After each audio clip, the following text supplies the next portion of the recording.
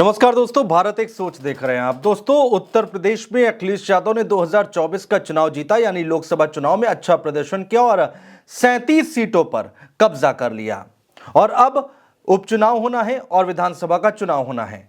ऐसे में अखिलेश यादव ने एक नई रणनीति बनाई है और वो रणनीति है मायावती के वोट बैंक पर उनकी नजर है। कैसे दलितों के बीच में अपनी पैठ बनाई जाए, इसको लेकर अखिलेश यादव आगे चल रहे हैं। हालांकि 2024 के चुनाव में हमने देखा कि अखिलेश यादव का पीडीए फॉर्मूला काफी हिट हुआ और अब मायावती का जो कोर वोटर है उसमें सेंध लगाने की तैयारी अखिलेश यादव करने जा रहे हैं। कैसे करेंगे, क्या प्लानिंग है, क्या निर्देश दिए हैं अपने कार्यकर्ताओं को, ये सब हम आपको बताने जा रहे हैं दोस्तों। दरअसल दोस्तों, अखिलेश यादव ने मन बना लिया है कि अब मायावती के जो वोट बैंक है उसमें सेंध लगाई जाए और जहां जहां पर भी उपचुनाव है 10 सीटों पर, वहां वहां जिस जिस जाति का ज्यादा प्रभाव है उस जाति के नेताओं को भेजा जाए। दोस्तों, आपने देखा होगा कि मायावती के खिलाफ अखिलेश यादव कभी खुलकर नहीं बोलते या फिर कोई तीखे लफ्जों का इस्तेमाल नहीं करते, कोई तल्ख टिप्पणी नहीं करते और यही निर्देश अखिलेश यादव की तरफ से अपने कार्यकर्ताओं को दिए गए हैं। अपने कार्यकर्ताओं को अखिलेश यादव ने कह दिया है कि जो दलित वोटर हैं उनके बीच में जब आप जाइए या फिर कहीं पर भी अपनी बात सार्वजनिक मंच पर करिए तो संभल कर बोलिए बीएसपी के खिलाफ, मायावती के खिलाफ, ताकि जो दलित वोट बैंक है, मायावती का जो कोर वोटर है, उसमें कोई गलत मैसेज ना चला जाए। इसीलिए अखिलेश यादव भी जब भी देखिए आप, मीडिया हो, मंच हो, कहीं पर भी अखिलेश यादव मायावती के खिलाफ बहुत संभल कर बयानबाजी करते हैं और उनके खिलाफ बोलने से बचते हैं और यही संदेश कार्यकर्ताओं को भी दिया गया है। दोस्तों, समाजवादी पार्टी पीडीए को मजबूत बनाने के लिए बूथ स्तर पर काम कर रही है। इसके लिए पार्टी के नेता दलित वोटर्स से संपर्क साध रहे हैं। जिन सीटों पर उपचुनाव होना है उन सीटों पर रणनीति के तहत और तेजी से काम किया जा रहा है। और अंदर की खबर यह है दोस्तों कि सपा नेता बूथ स्तर पर दलित मतदाताओं के साथ मेल जोल बढ़ा रहे हैं। जी हां, और ये सब हो रहा है बहुत गुपचुप तरीके से, बहुत शांति के साथ, बिना शोर मचाए, बिना हल्ला मचाए। सपा की जो रणनीति है दोस्तों, उसके तहत जिस सीट पर जिस जाति के लोगों की संख्या ज्यादा है वहां पर उसी जाति के पदाधिकारी प्रतिनिधियों को जिम्मेदारी सौंपी जा रही है।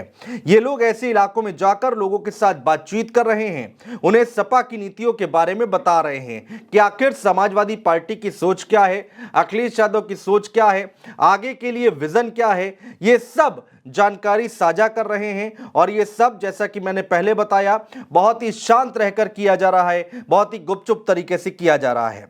दोस्तों, यहां पर आला कमान की तरफ से जो इकाई है, जो स्थानीय इकाई है, उनको निर्देश जारी कर दिए गए हैं कि जिन बूथों पर पिछले 2 चुनाव में कम वोट पड़े हैं वहां से जातीय समीकरण को देखते हुए रणनीति बनाई जाए। जी हां, जहां जहां पर भी कम वोट पड़े हैं उनकी एक लिस्ट तैयार की जा रही है और वहां पर जाकर जातीय समीकरण को साधने की कोशिश की जा रही है। और खास बात यह है दोस्तों कि जहां पर जितनी ज्यादा संख्या है जिस जाति की, वहां पर उसी जाति के नेता पदाधिकारियों की ड्यूटी लगाई जा रही है। इन जगहों पर उन सीटों के जातीय समीकरण को देखते हुए पदाधिकारियों को तैनात किया जा रहा है। तो दोस्तों, अखिलेश यादव ने सपा नेताओं को यह निर्देश दे दिया है। एक खास रणनीति के तहत काम किया जा रहा है। 10 सीटों पर उपचुनाव है और 10 सीटें जीतना यहां पर हर एक पार्टी के लिए साख का सवाल बन गया है। भारतीय जनता पार्टी को वापसी करनी है और समाजवादी पार्टी को जो जीत का सिलसिला है उसको बरकरार रख के एक बड़ा मैसेज देना है, जिससे 2027 के चुनाव में उसको फायदा मिल सके। दोस्तों, अखिलेश यादव ने खास निर्देश जो जारी किए हैं अपने कार्यकर्ताओं को, बहुजन समाज पार्टी की मुखिया मायावती के खिलाफ आक्रामक रुख नहीं अपनाना है, उससे परहेज करना है और कोई ऐसा बयान नहीं देना है जिससे उनके समर्थकों में नाराजगी आ जाए और इसका घाटा हो सकता है समाजवादी पार्टी को। सपा अध्यक्ष खुद भी ऐसा करते हुए दिखाई देते हैं, मायावती को लेकर संभलकर प्रतिक्रिया देते हैं। जैसा कि हमने पहले भी बताया आपको, कई सारे मुद्दे हैं जिस पर मायावती का समर्थन करते हुए भी दिखाई देते हैं। कई सारे ऐसे मुद्दे हैं मायावती के साथ खड़े होते दिखाई देते हैं। भारतीय जनता पार्टी के एक प्रवक्ता ने मायावती के खिलाफ गलत टिप्पणी कर दी थी। मुख्यमंत्री जब वो थी तब उन्होंने कह दिया था कि सबसे भ्रष्ट मुख्यमंत्री बताया था मायावती को। उस वक्त भी आपको याद होगा दोस्तों कि अखिलेश यादव ने मायावती का समर्थन किया था। इसके पीछे की रणनीति, राजनीतिक विश्लेषक ये बात कह रहे हैं कि इसके पीछे की रणनीति है अखिलेश यादव की, जो दलित समाज है, जो मायावती का कोर वोटर है, उसमें एक बड़ा मैसेज जाए और एक सिंपैथी मिले, जिससे कि मायावती से अगर उनका वोटर टूटता है तो किसी और पार्टी में ना जाकर समाजवादी पार्टी का साथ दे।